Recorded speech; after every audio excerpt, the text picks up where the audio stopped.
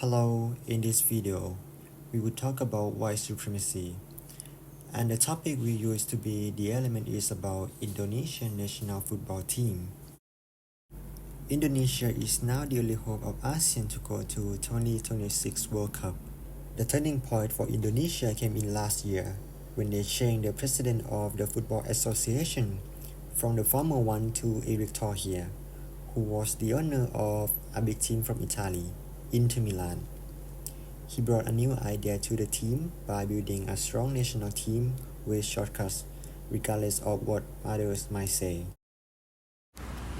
Historically, Indonesia was a colony of the Netherlands for more than 150 years before regaining independence after the end of World War II in 1945.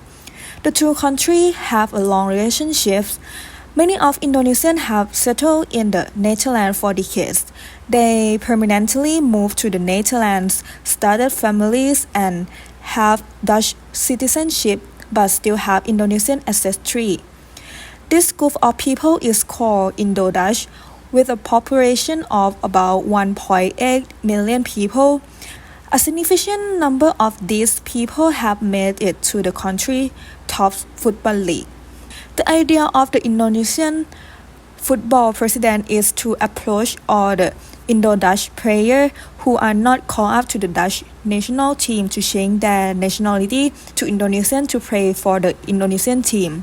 This group of players may not be good enough to play for the Netherlands, but they have been trained in Europe, which is widely accepted that they are definitely better than most players in Asia.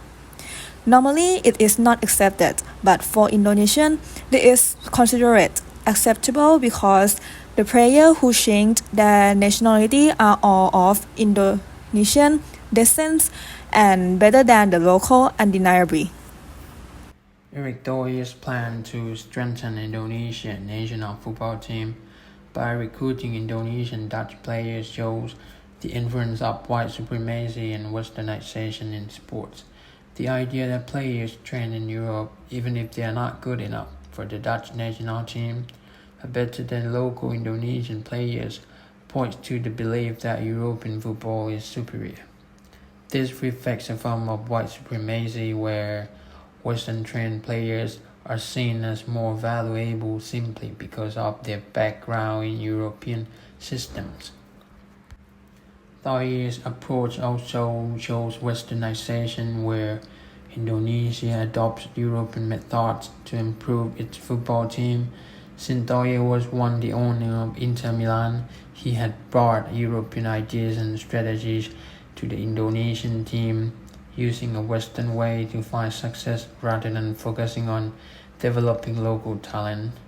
This reflects how many non-Western countries follow Western system to compete on the global stage, reinforcing the power of Western nationals in the world of sports.